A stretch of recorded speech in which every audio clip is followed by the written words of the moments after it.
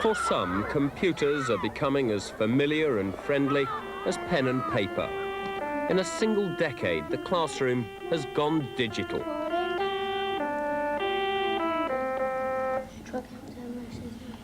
Again? Yeah.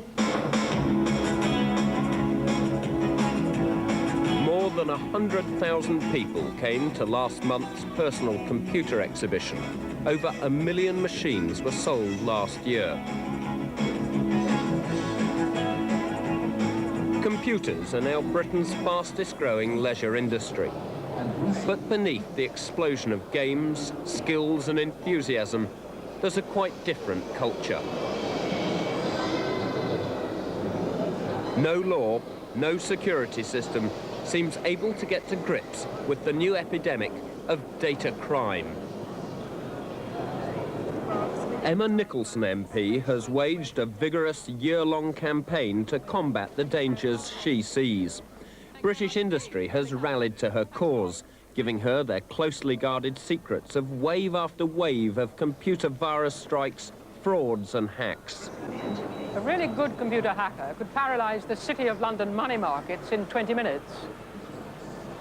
I wouldn't like to be a Minister of Defence if a virus was in a cockpit of a jet aiming to drop a bomb over Russia, and it came back, triggered by the virus, to drop it over London. A really good hacker could beat the Lockerbie bomber any day, hands down.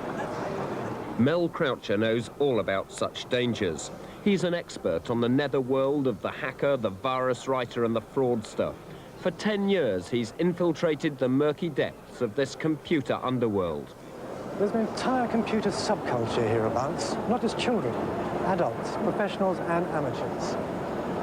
What they're interested in, the software that's on display here, is unlocking the little key that protects it, cracking that code, getting into the system, either for sheer devilment or for making large sums of money. These are the hackers. Until now, the computer hacker has been seen affectionately as a skilled technocrat, beavering away obsessively in his den, a harmless crank exploring the international computer networks for fun. But today it's clear that any computer anywhere can be broken into and interfered with for ulterior motives. The technocrat has mutated to the Technopath. Life hangs on computers. Even the oldest technologies are dead without them. In banking, 1 billion people would take a week to do what one clearing bank's computers now do in a day. 6 million computers govern what we buy and the way we live.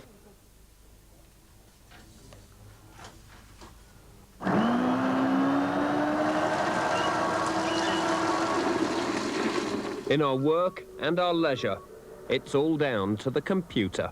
Hello. Oh, hello. How are you? Anywhere in that chain, the Technopath can and may strike.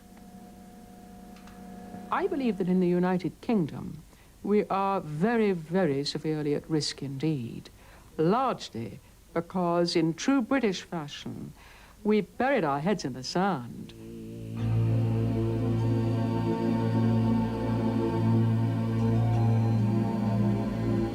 Britain has more personal computers per head of population than any other European country.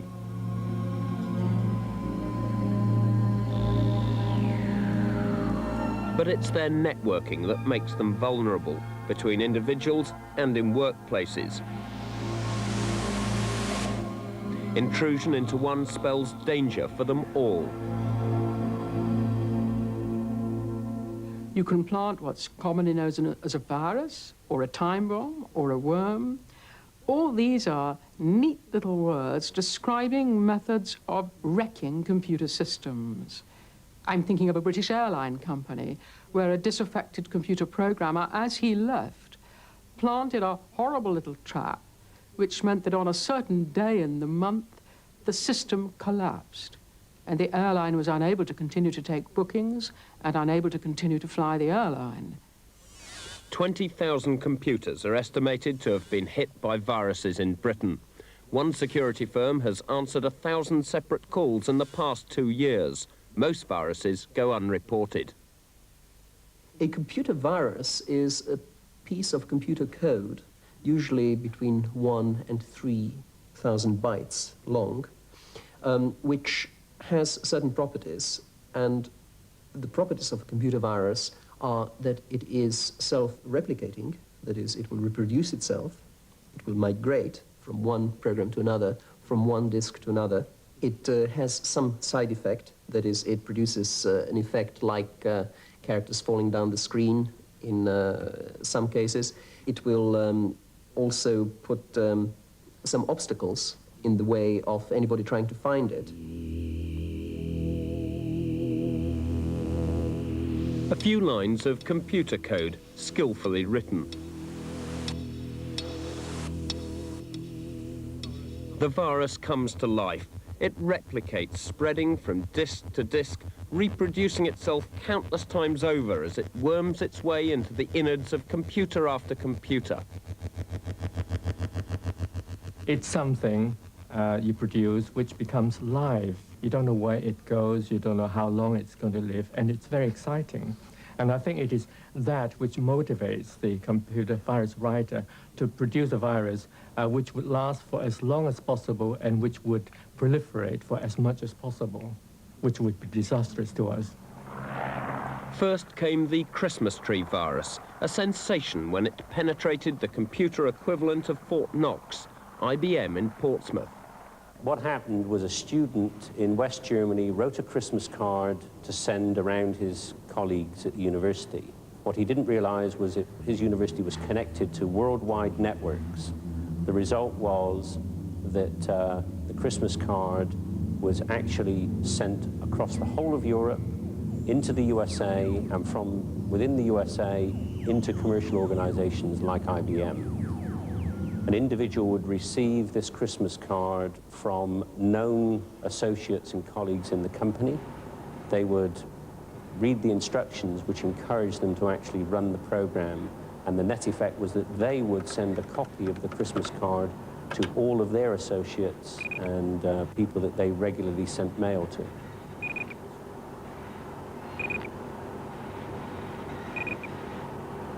There seems at the moment to be a view that this is harmless, that it's all right to get into somebody's system and in many cases it doesn't do any damage. That view is totally misplaced. First, very often, the real costs are the costs of clearing up after somebody has trespassed on the system in this way, and you don't know exactly what they may have done. The cost of that can be very high, running into millions of pounds in a number of cases. Incidents like the Christmas exec have taught the industry a lesson at some expense in terms of disruption. And as a result of that, we are now attempting to keep ahead of these sorts of incidents. And it really is a race. Who will get there first? But tomorrow, at midnight, October the 13th, the race begins in earnest. The first truly destructive computer virus comes to life. Its codename, data crime.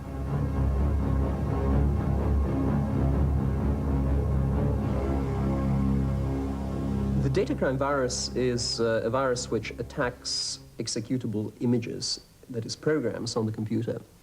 And if you run any of the infected programs on or after October the 13th of any year, the hard disk will be completely destroyed. The interesting thing is that before data crime is activated, data crime will only spread without giving any clues to its presence. As soon as we enter the date as the 13th of October, so that means 10/13/89, and then run the application,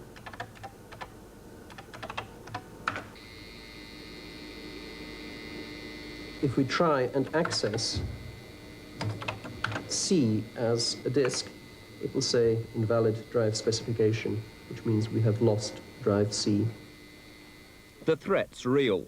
In Europe and America, data crime has already been found lurking. In Holland, police have issued their own computer program to search for the virus. In Denmark, data crimes claimed Europe's biggest virus infection. 260 computers of the Postal Service have been disinfected just in time.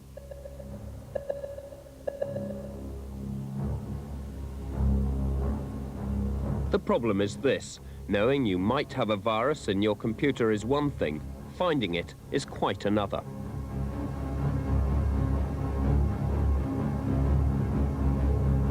Most personal computers have between 20 and 60, sometimes even 100 million bytes of data and programs. And trying to find a few thousand bytes within those millions of bytes is very difficult. Like trying to find the eye of a needle in a haystack of wiring. Even for the world's biggest computer company, it takes a major commitment of money and man-hours to deal with a virus. IBM is not immune from viruses. We have had incidents where, quite innocently, a virus has been brought into the organization. The net effect is that you have to thoroughly clean the whole of that business area. And one of our incidents resulted in us actually having to check 10,000 diskettes, which is no light matter. Several months' worth of effort were involved in checking that. For small businesses, one disk infected can mean ruin. The bigger the company, the bigger the computer. For our networked mainframe systems, we have a team of highly specialized people called penetration testers who actually go and test the security of our systems, and we do this as a regular thing. If they manage to break our systems, then heads will roll in the corridors as a result. Heads could well roll. This particular Friday, a second virus is also due to strike, the Friday the 13th. Last year, British Rail discovered they had the Friday the 13th virus in their personal computer system.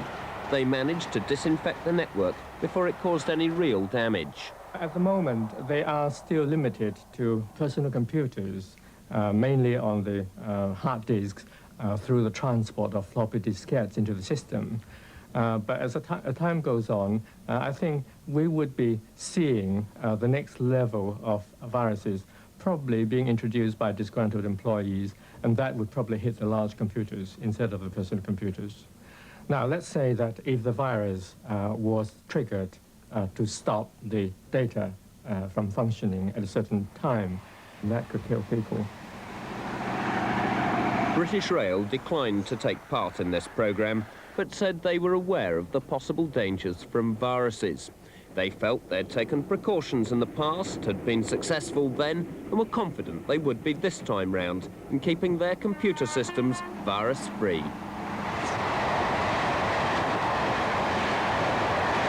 We've not yet suffered the effects of the first virus attack on a computer system that's critical to human life.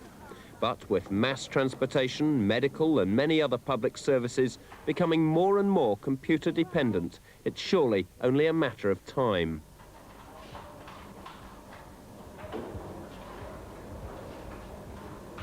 In Scotland, rumours are rife that the poll tax registration has been hit by computer intruders. Exhaustive checks were made after claims that a virus was wiping off every 15th name, replacing it with the details of a fictitious or dead person. The authorities deny any intrusion. Failed virus or hoax, the poll tax software is especially difficult to protect. In terms of the poll tax computer database, it's extraordinarily user-friendly. Any number of people have access to that, inputting information, handling information, updating information, and the prospect of a miscreant getting into that is very possible.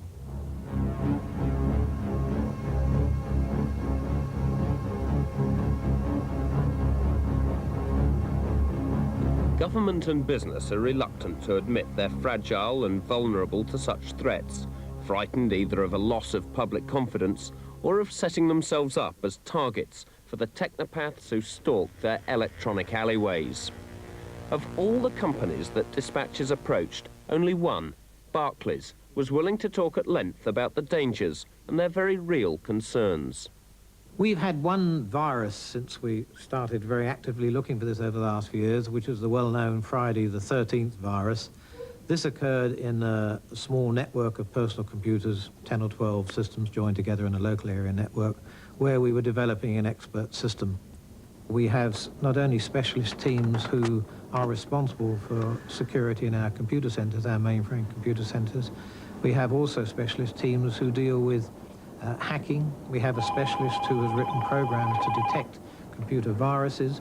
We personally have a program mounted in our personal computers that will spot some 200 different known viruses. The problem with that sort of defense is that every time you produce a program to spot 200 new viruses, someone invents a few more for you which you haven't built into defense against.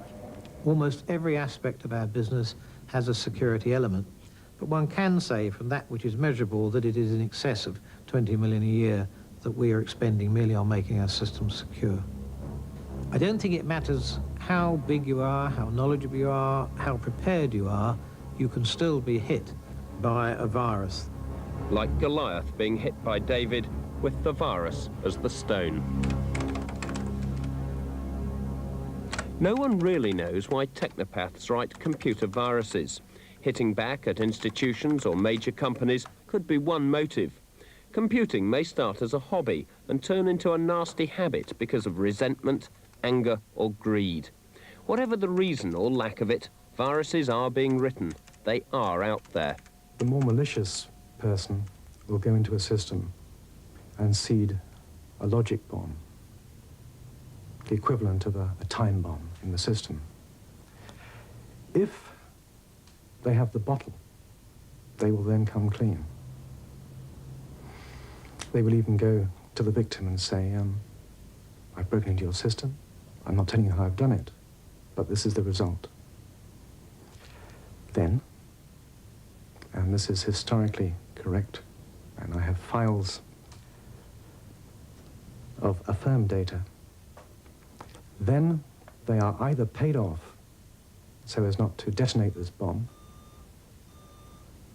or they are actually paid and taken on the payroll to explain how they achieved their crime. It seems to me that many people have a complete moral panic about computer crime, and it is really a problem of perception. They feel that if they acknowledge they've had a computer crime, the general public, their shareholders, the city will think that they're not properly in control of their business. And to a certain extent, that perception is a correct one. Most companies make out they're fully confident of their machines. Many are not. Viruses are one reason. Computer hacking, the unauthorized entry into computer systems, is another. Hacking was once an intellectual game for computer buffs. For many companies, it's now a nightmare. And even the very highest in the land are not immune.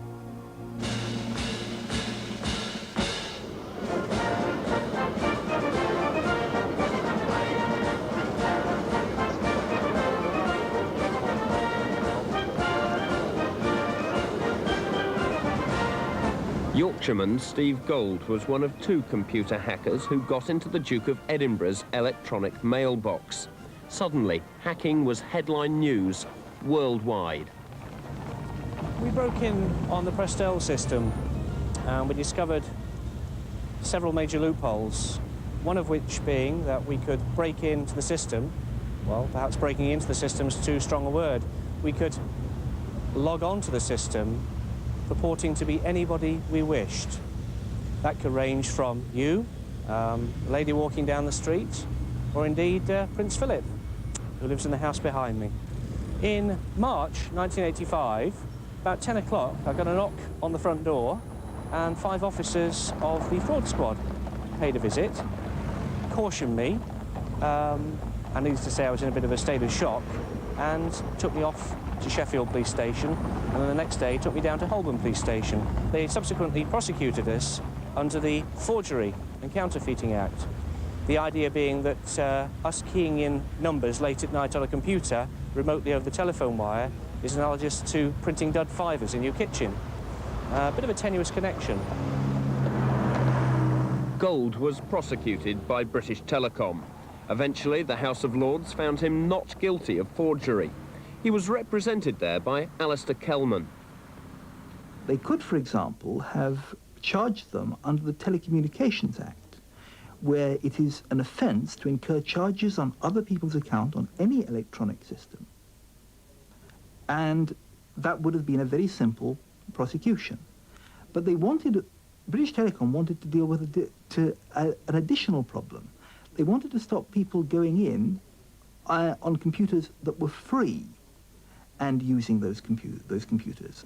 If somebody breaks into an aircraft hangar and the owner of the plane finds that there's evidence that the cover of the engine has been lifted and somebody has been in there, I think you would expect them to have to take a lot of time and trouble finding out if the engine is still working properly. Now, it's exactly the same with a complex computer system. The time and expense is often involved just in finding out whether anything has happened. No damage has to have been done for all that expense to take place. Walsall in the West Midlands, not the likeliest place to find a French baroness. Barbara Hammett Lebrun, the great-grandniece of American Wild West hero Wyatt Earp, goes unnoticed as she takes her daily stroll. But the Baroness is a most unusual woman. An accomplished painter and musician, she takes a greater delight still in being an accomplished computer hacker. Hacking is like going into a different world. It's a completely different world. I mean, it's vast, isn't it? Vast. I mean, you can get a number, and from that you get other numbers, and from that you get other numbers, and so you cover the whole universe eventually. You know, it's like looking at the stars, really. It's so exciting. I mean, you start from nothing, really. You've got a machine, you've got communications, you hit a number, you get some more numbers, and you go worldwide. The Baroness demonstrated to dispatches a relatively straightforward, everyday hack. She's acquired the telephone numbers for hundreds of computers worldwide. These secret and sensitive numbers are common knowledge amongst computer buffs. We've obscured them. Logging onto a switching service computer, the Baroness uses a password she's discovered to connect to JANET, the Joint Academic Network System that links together universities all over the world.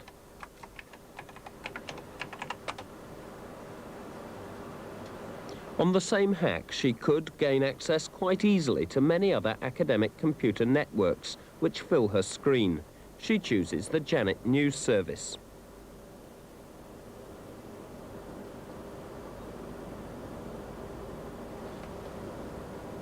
She's in.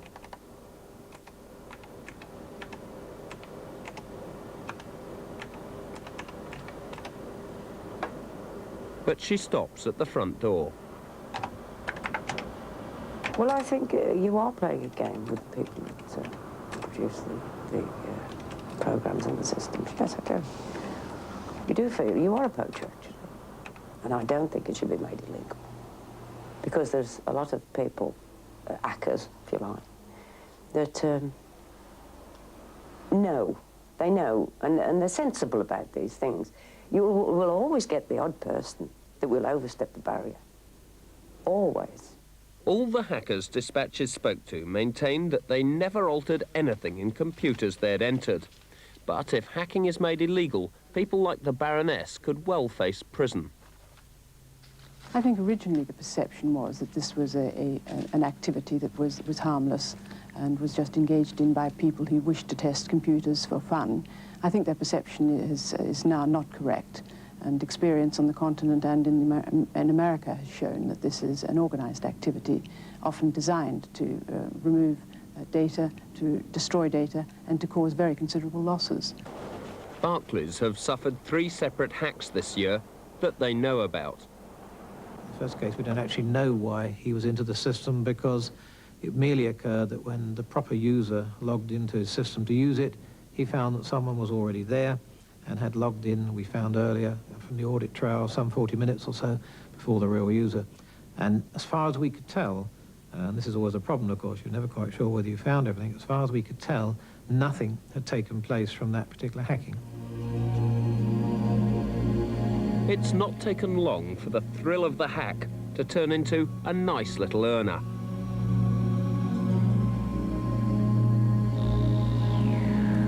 The latest designer crime in the city is computer fraud.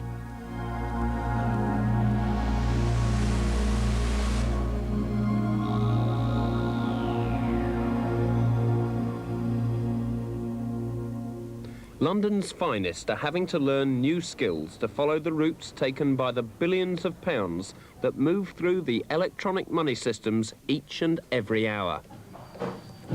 This year, for example, our monies that have been obtained or attempted to obtain is in excess of £477 million. Our cases reported are up 25%, and our arrests are up 63%. I think you've got to look at the enormity of turnover of money here in the city alone. The foreign exchange dealings, I'm told, are in excess of £200 billion per day. And therefore, the enormity of money gives rise to, obviously, the criminal seeking to steal from those funds. And the majority of these transactions are by way of computer, as nearly everything is these days. And therefore, the computer is used as a tool of the criminal to achieve its crime. Earlier this year, City of London police foiled what would have been Britain's biggest ever robbery. A major international finance corporation had over £50 million actually stolen, electronically, by computer. Fraud squad officers got the money back, electronically, and 25 people are to be prosecuted in 4 different countries. Together with some of my officers, I attended the institution. It had substantial amounts of money, millions of pounds, in excess of £50 million, removed from their system. And it had been distributed around the world in various parcels. And what we did there was that we used the law enforcement agencies around the world, both in the United States, the Far East, and Europe. And as a result, all the monies were saved, considerable evidence was preserved, and in fact, subsequent arrest and prosecution of those persons involved. Peter Summer believes that most attempted frauds are inside jobs, planned by the discontented. We have something like 20 years' worth of various books, reports, and so on, and you can draw certain sorts of conclusions from them. First of all, very little computer crime is committed by people who are pure outsiders. It's nearly always an inside job, just like most forms of white-collar crime. Secondly, people don't always believe this at first, there's very little computer skill involved. What happens is that the middle-range manager, the lowly clerk, who is working at the coalface, spots that the computer system, the way the computer is connected to the rest of the company, is less perfect than it might be, that there is an opportunity there for fraud. And if that person is in a particular frame of mind, resentful about their job prospects, or if they are short of cash, or any of the things that humanly happen to people, they may try and steal money from the computer. That's the standard pattern. Not surprisingly, organised crime has rapidly latched on to the potential of computers to attempt frauds on a massive scale. A mysterious European underworld figure known only as Kim enlisted the aid of John Felinsky, a North London roofer. In a city pub, the plan was hatched. As a result of their plot, Prudential Beige, an American securities house, only narrowly escaped losing $8 million from their London base. Felinsky introduced Kim to a childhood friend, Angelo Lamberti. Lamberti was a disgruntled clerk in Prudential Beige's Eurobond operation. Lamberti knew the passwords to the computerized transfer system used by his employer. Armed with a home computer, the two friends successfully hacked into the transfer system and routed the funds through 4 countries and into a Swiss bank account set up by Kim and his associates.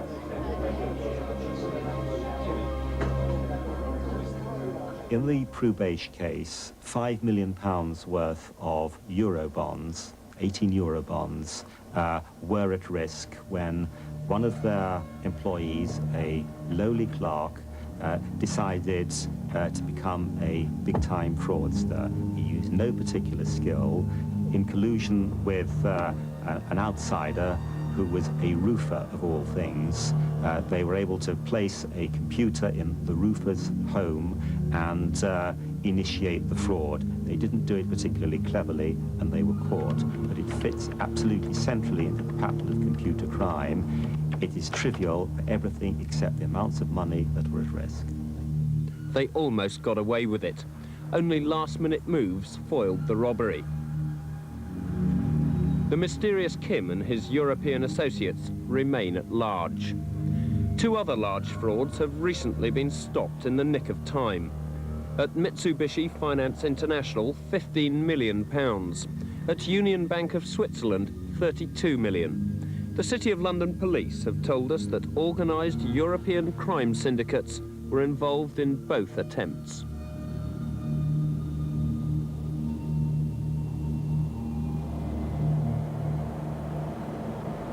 The frauds that are reported may be just the tip of the iceberg.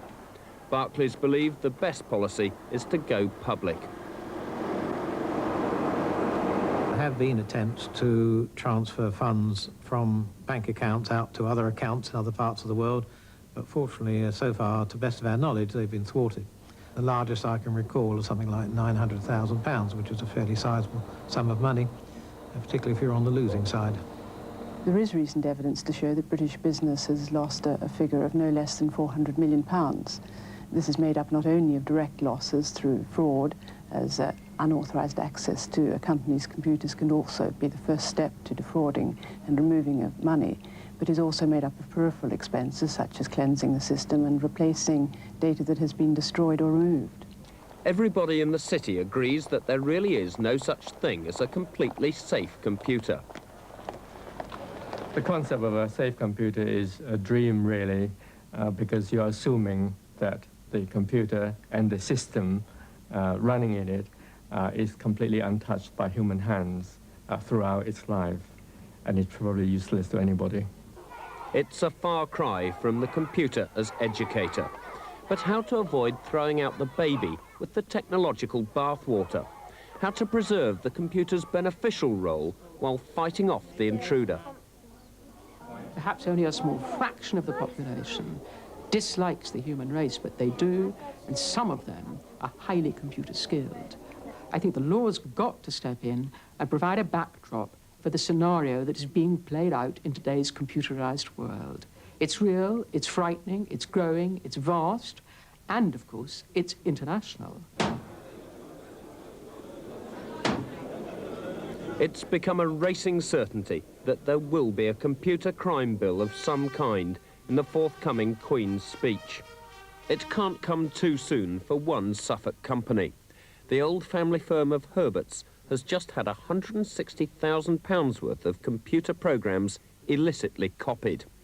Under existing law, the 2 culprits got away virtually scot-free. We received a phone call from one of our major supermarket customers to say that the police had been called to one of their stores where one of their employees had passed a copy of our software onto one of our major competitors, GC Avery. A supermarket assistant hacked into and copied the software which controlled Herbert's scales. This latest computer program had taken 3 years to develop. Herberts felt it had given them the edge over their rivals in a cutthroat market. There's no suggestion that GEC Avery were knowingly involved in the incident. The police cautioned the software development engineer at our rival company, but that was really for the theft of 2 discs worth £5 each. We have £160,000 invested in this software. Until this event, I had always assumed that was protected by the law, but I now find that it is not. Incidents like the one at Herbert set Emma Nicholson on her campaign to outlaw computer misuse. She tried and failed with a private member's bill in the summer, but she's not giving up. I was fortunate enough to have a very long interview with the Prime Minister on this, and from there everything started to bowl, because she understood the real concerns I was putting out in front of her. Since then, I've been to see all the major cabinet ministers on this and briefed them on it, and I am very hopeful indeed that the government has understood and will now take swift and urgent action. Specifically, we want access to computer systems to be made illegal if unauthorized. We want destruction of data and programs to be made a criminal offense.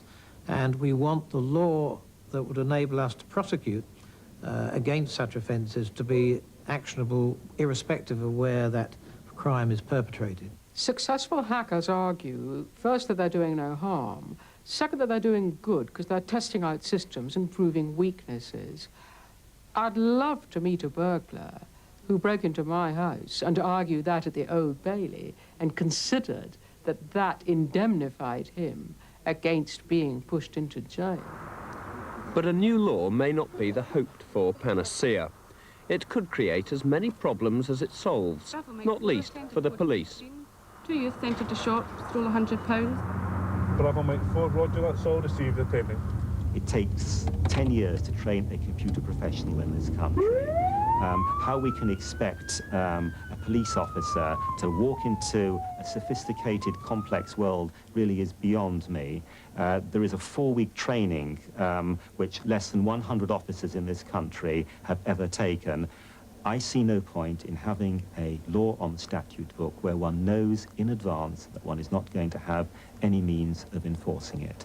I think it brings the law into disrepute. For a section of the population, what is attractive is that it is outlaw and that there is no real chance, unless they're incredibly unlucky or incredibly stupid, of their ever getting caught. So I think it is not a good idea to introduce unenforceable laws. I don't think they necessarily deter. There is a jurisdiction difficulty. If a person in the UK hacks into a computer bank in a foreign country and transfers money or causes damage, it's debatable whether the offence occurs in the UK or in the foreign country. And when you start passing information from one country through a gateway into another country and into another country, then the whole problem gets horrendously difficult. We need to be able to extradite serious computer criminals for this type of activity, and that may well require a new international convention to deal with what I term information terrorism.